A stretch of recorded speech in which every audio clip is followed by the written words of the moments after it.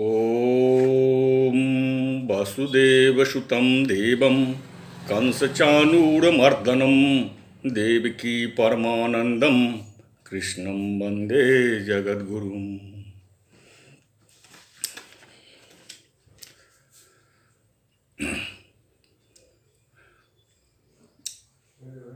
मैं डॉक्टर कमलेश झा, जूठालाल संस्कृत महाविद्यालय मझौलिया पश्चिम चंपारण में व्याकरण विषय के सहायक प्रोफेसर के पद पर कार्यरत। मैं आज शास्त्री द्वितीय खंड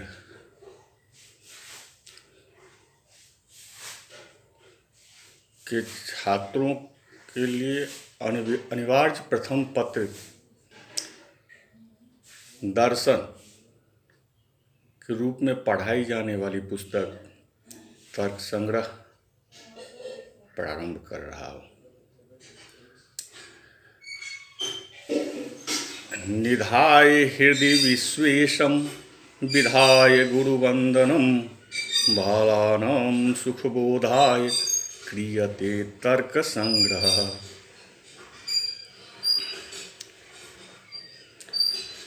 प्रस्तुत पुस्तक यह तर्क संग्रह नाम का पुस्तक अन्नम भट्ट द्वारा रचित है। अन्नम भट्ट दाक्षिणात्य ब्राह्मण थे जो काशी में आकर के बस गए थे। काशी में ही आकर के उन्होंने विद्या अध्ययन कर वहीं अपना जीवन यापन व्यतीत किया। उन्होंने ग्रंथ के प्रारंभ में विश्वनाथ को हृदय में ध्यान करके और गुरु की चरणों की वंदना करके बालकों को सुखपूर्वक अनायास अल्प परिश्रम से न्याय शास्त्रों का ज्ञान हो, इसलिए बालकों को हित के उद्देश्य को ध्यान में रखते हुए उन्होंने तर्क संग्रह नाम के ग्रंथ की रचना की। तर्क संग्रह तर्क्यन्ते प्रमिति विषय क्रियन्ते इति तर्काः तेषां संग्रह तर्क संग्रह। तर्क द्रव्यादि पदार्था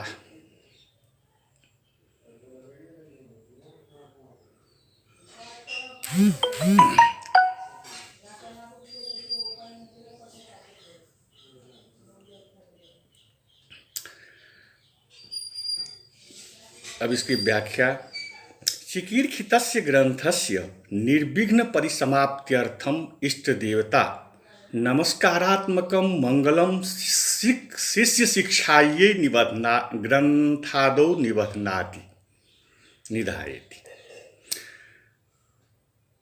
तर्क संग्रहं व्याख्यातु कामो अत्र भगवान गोवर्धनो मंगलम आचरण कर्तव्यम स्पष्टयेति।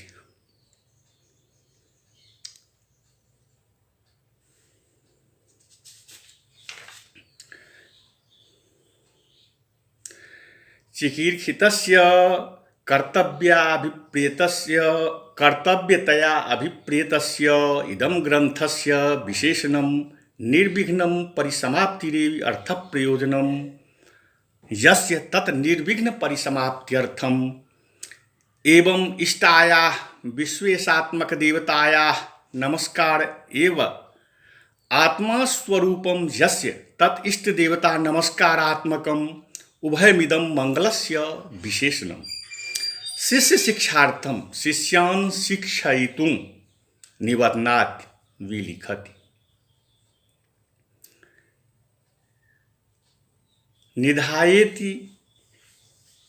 निधायेत्यादि मूले विश्वेशं हृदि निधाय गुरुवंदनं च विधाय बालानां सुखबोधाय तर्क संग्रह क्रियते। विश्वस्य ईशः शासकं शासकः तं शासकं निधाय नितरां धारयित्वा हृदि मनसि तथा च ध्यात्वा इत्यर्थः। गुरोः वन्दनं गुरुवन्दनं गुरुप्रणतमित्यर्थः।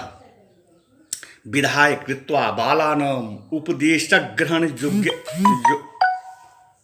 उपदेशग्रहणयोग्यतावताम् अज्ञानां सुखेन बोधः सुखबोधः अनायासबोधः तस्मै तर्क्यन्ते इति तर्काः।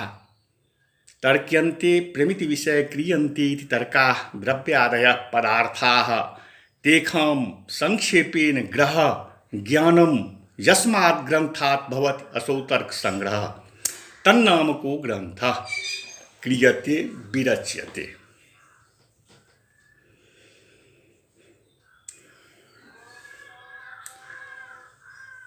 प्रस्तुत पुस्तक में आगे द्रव्यादि पदार्था मतलब कति पदार्था सप्त पदार्था कानि च तेषां नामानि द्रव्य गुण कर्म सामान्य विशेष समवाय अभाव सप्त पदार्था।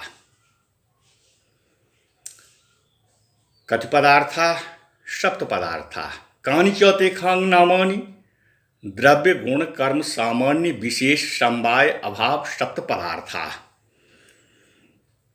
अत्र पदार्थान् विभजते तत्र सप्तग्रहणं पदार्थान्वयं पदार्थत्वं द्रव्यादि सप्तान्यतमत्वं व्याप्यमिति व्याप्तिलाभाय ननु शक्ति पदार्थस्याष्टमस्य सत्वात् कथं सप्ते भेति।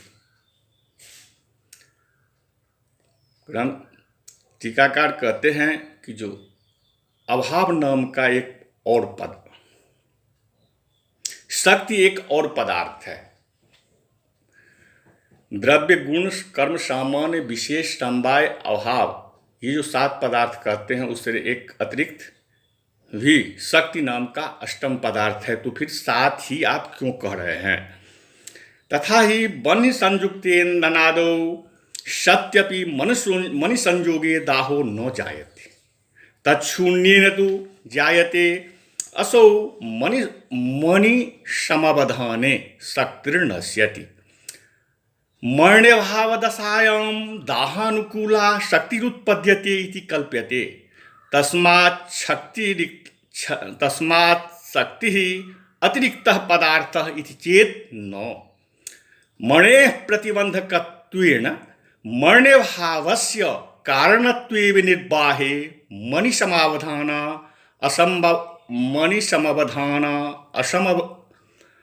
असमवधानाभ्याम् अनंत शक्ति तद्ध्वंस तत्प्राग्भाव कल्पनाया अन्याज्यत्वात् तस्मात् सप्ते वेति।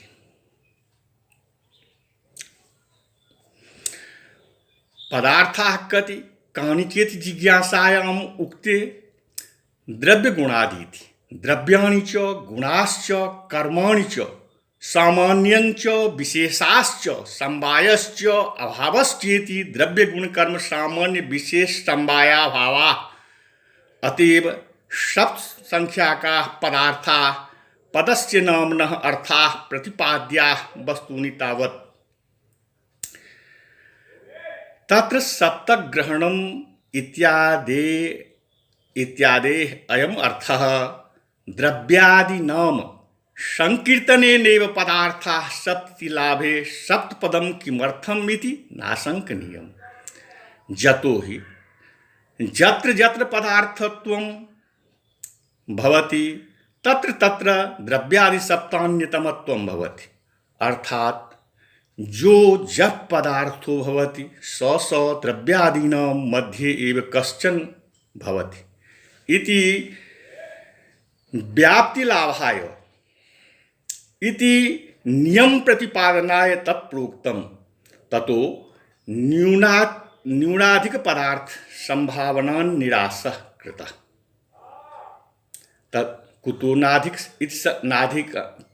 नाधिक इति शंकां परिहाराय आह ननु शक्ति पदार्थस्य अष्टमस्येति प्रतिपादयति।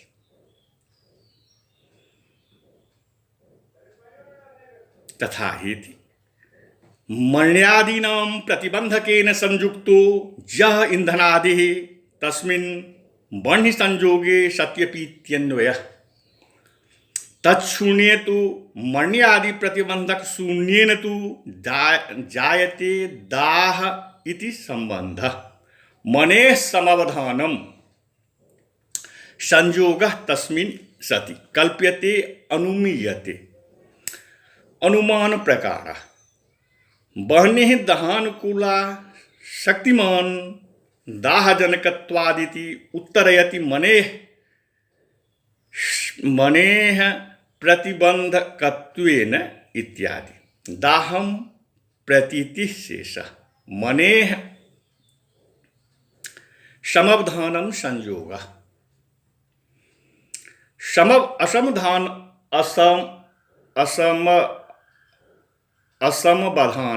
असमवधानं तद्भावः ताभ्याम् अनन्ताः याः शक्तयः दाहानुकूलाः तासां ये ध्वंसाः ये च तासां प्राग्भावाः तेषां कल्पनायाः स्वीकारस्यान्याज्यत्वात् अनुचितत्वात् इति अर्थः।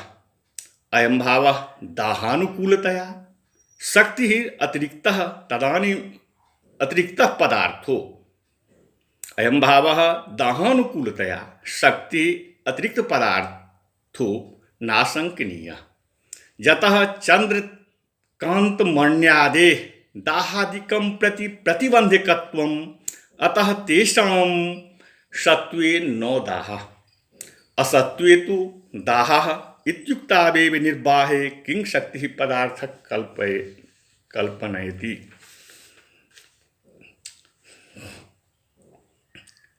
न्यायबोधनी कार का सारांश यह है कि मूल में सप्तपद इसलिए दिया गया कि कोई भी व्यक्ति इस 7 से अधिक पदार्थ होने की संभावना न करे। शक्ति पदार्थ इसलिए अधिक नहीं है कि चंद्रकांत मणि आदि को दाह आदि कार्य के प्रति प्रतिबंधक मानेंगे, अतः उनके अभाव दाह कार्य के प्रति प्रतिबंध का अभाव होने के कारण हो जाएंगे। इससे ही चंद्रकांत आदि के रहने से अग्नि संयोग होने पर भी दाह का न होना और नहीं रहने से दाह का होना, ये दोनों ही उत्पन्न हो जाएंगे। फिर अनंत शक्तियां और उनके प्राग भाव और ध्वंस आदि को मानना उचित नहीं होगा। मनुष्यों की तो बात थी क्या, छोटे से छोटे प्राणी कीट पतंग पर्यंत में भी कुछ न कुछ समझ अवश्य होती है। अपने जीवन निर्वाह के लिए अपेक्षित ज्ञान उन्हें भी होता है, अन्यथा उन्हें इच्छा न होगी। फिर जीवन धारण के लिए अपेक्षित साधनों में प्रवृत्ति न हो सकेगी, क्योंकि वस्तु को जाने बिना उसके लिए इच्छा नहीं होती और इच्छा के बिना कभी प्रवृत्ति नहीं होती। यह सर्वसम्मत है, यह सर्वमान्य है। अतः ज्ञान प्रत्येक प्राणी को होता है, यह मानना ही पड़ेगा। विषय के बिना ज्ञान कभी नहीं होता है। साधारण जनमानस में लोग कहा करते हैं कि वे इस विषय के अच्छे ज्ञाता है, उन्हें इस विषय का अच्छा ज्ञान है।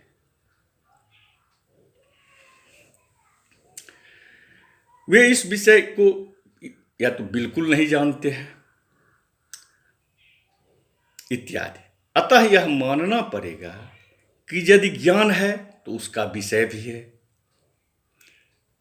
उसी विषय को वस्तु, पदार्थ आदि संज्ञा दी जाती है, क्योंकि लोग ऐसा भी कहा करते हैं कि वे इस वस्तु के अच्छे ज्ञाता है, उन्हें इस वस्तु का बिल्कुल ज्ञान नहीं है, अथवा वे इस पदार्थ को बिल्कुल ही नहीं जानते हैं। वस्तुओं को पदार्थ इसलिए कहते हैं कि संसार में ऐसी कोई भी वस्तु नहीं जो किसी शब्द से अभिहित न हो, जिसकी कोई संज्ञा अर्थात कोई नाम न हो, या जो किसी नाम से निर्धारित न की जा सकती हो। अतः ज्ञान के विषय सभी वस्तुओं को पदार्थ मानना ही पड़ेगा। पद और अर्थ इन दो शब्दों के योग से पदार्थ शब्द की निष्पत्ति होती है। पद है नाम और अर्थ है उसका वाच्य, अर्थात उस शब्द से कही जाने वाली वस्तु। जैसे पुष्प शब्द है पद, जैसे पुष्प शब्द है पद और उसकी सुगंध आदि स्वभाव वाली वस्तु है उसका अर्थ। जैसे अतः यह पदार्थ कहा जाएगा, इस प्रकार संसार की जो भी वस्तुएं हैं, जिस किसी भी विषय का ज्ञान होता है, वे सभी पदार्थ हैं। यूं तो पदार्थ के प्रभेद अनंत हैं, उनकी गणना भी अनंत है। ज्ञान का तारतम्य कभी न हो सकता यदि पदार्थ एक ही होता। एकाधिक किंतु परिगणन योग्य मानने पर उक्त तारतम्य की सिद्धि होने पर भी अनुभव सिद्ध असमज्ञता कभी न हो पाती।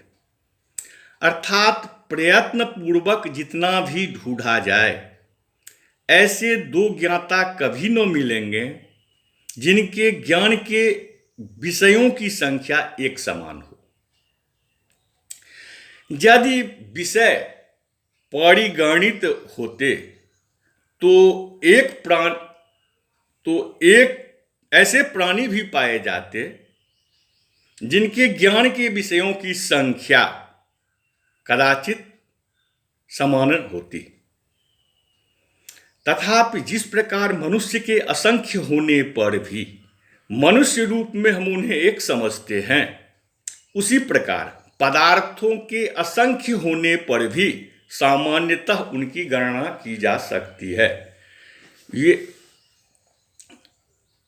ये 7 प्रकार के हैं: द्रव्य, गुण, कर्म, सामान्य, विशेष, समवाय और अभाव।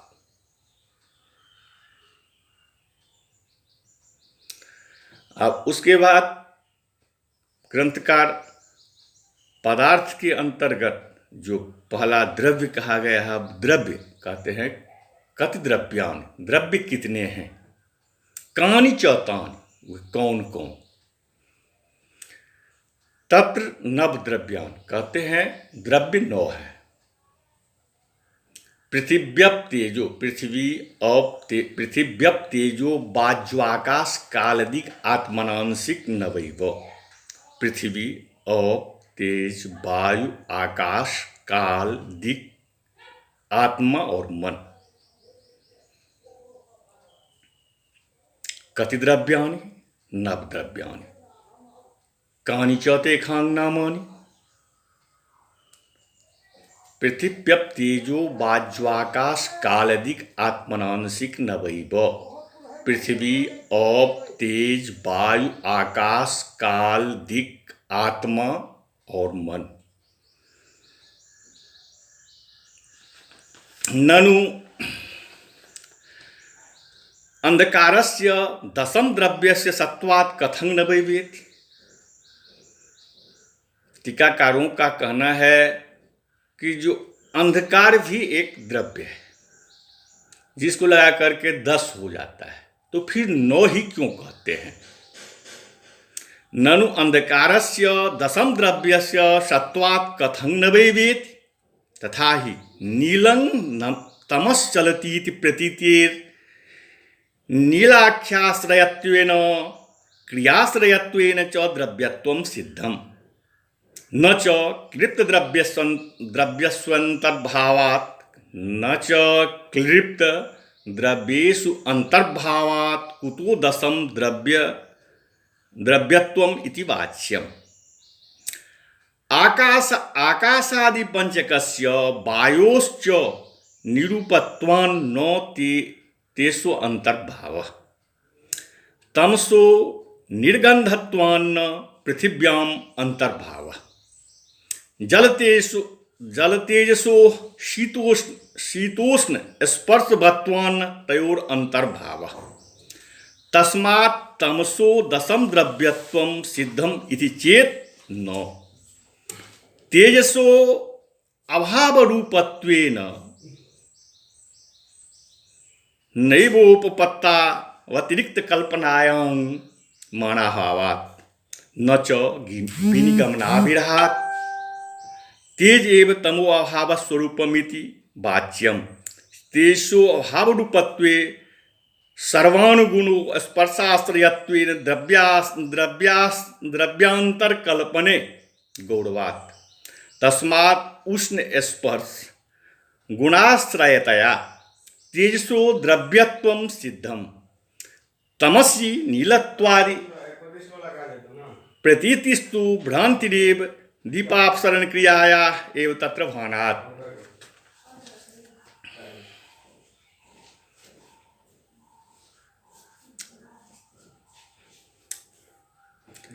न्याय बोध निकास अर्थ यह होता है कि अंधकार को दशम द्रव्य नहीं माना जा सकता, अतः द्रव्यों की संख्या 9 ही है, अधिक नहीं। अंधेरा काला है और वह चलता है, इस प्रकार ज्ञान होने के कारण वह द्रव्य है, किंतु निर्गंध होने के कारण वह पृथ्वी नहीं है और नील रूप होने के कारण वह जल से लेकर मन तक में अंतर्भाव नहीं हो सकता, अतः वैसे उसे दसवां द्रव्य नहीं मानना ही पड़ेगा। यह नहीं कहा जा सकता, क्योंकि अंधेरे में नील रूप का प्रत्यक्ष उसी प्रकार भ्रम है, क्योंकि अंधेरे में नील रूप का प्रत्यक्ष उसी प्रकार भ्रम है जैसे आकाश में नील रूप का प्रत्यक्ष भ्रम रूप होता है। चलन भी तत्वतः उसमें नहीं है, किंतु दीप आदि के चलन में उसमें चलने का भ्रम होता है, अतः वह द्रव्य नहीं है। फिर अधिक द्रव्य होने की तो चर्चा ही नहीं की जा सकती। द्रव्य पदार्थ उसे कहते हैं जो रूप रस आदि गुणों का आधार हो, अर्थात कोई न कोई गुण उसमें अवश्य विद्यमान हो। जैसे फल द्रव्य है, क्योंकि नील पीत आदि कोई न कोई रूप कोई रस भी उसमें अवश्य होता है। ऐसा कोई भी द्रव्य नहीं जिसमें कोई गुण न हो। कुछ लोगों का कहना है कि जिसमें चलन हो, अर्थात जो हिल डुल सकता हो, वह है द्रव्य। फूल हिल डुल सकता है, अतः वह द्रव्य है। किंतु यह कथन इसलिए ठीक नहीं है कि आकाश भी द्रव्य है, किंतु व्यापक होने के कारण उसमें चलन नहीं है। आत्मा भी द्रव्य है, किंतु कंपन उसमें भी नहीं, अतः चलन वाला ही द्रव्य है। आत्मा भी द्रव्य है, किंतु कंपन उसमें भी नहीं। यह कथन उन्हीं का हो सकता है जो पृथ्वी, जल, तेज, वायु, इन चारों को ही द्रव्य मानते हैं, अधिक द्रव्य नहीं मानते।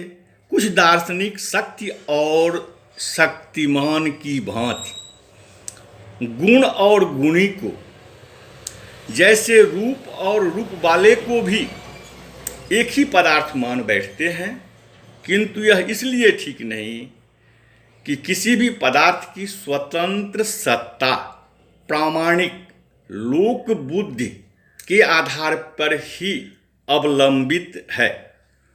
कोई भी अभ्रांत मनुष्य ऐसा नहीं समझता अथवा कहता है कि यह फूल है, किंतु फूल का रूप नील है, अथवा फूल नील रूप वाला है, ऐसा ही समझता एवं कहता है। अतः गुण और गुणी एक नहीं माने जा सकते। द्रव्य पदार्थ तो कुछ लोग कहते हैं। जिस प्रकार पदार्थ असंख्य होने पर भी वर्गीकरण से उनकी संख्या 7 होती है, उसी प्रकार वर्गीकरण के अनुसार द्रव्यों की संख्या भी 9 ही होती है। अर्थात द्रव्य 9 प्रकार के ही होते हैं, ऐसे पृथ्वी, जल, तेज, वायु, आकाश, काल, दिक्, आत्मा और मन। कुछ दार्शनिक पृथ्वी, जल, तेज, वायु और आत्मा, इन पांचों को ही द्रव्य मानते हैं। कुछ लोग उक्त 9 प्रकार से अतिरिक्त अंधकार को भी अधिक द्रव्य मानते हैं। इन मतवाद की विवेचना यथास्थान किया जाएगा। आज के पाठ यही समाप्त की जाती है। आगे गुणों का वर्गीकरण किया जाएगा।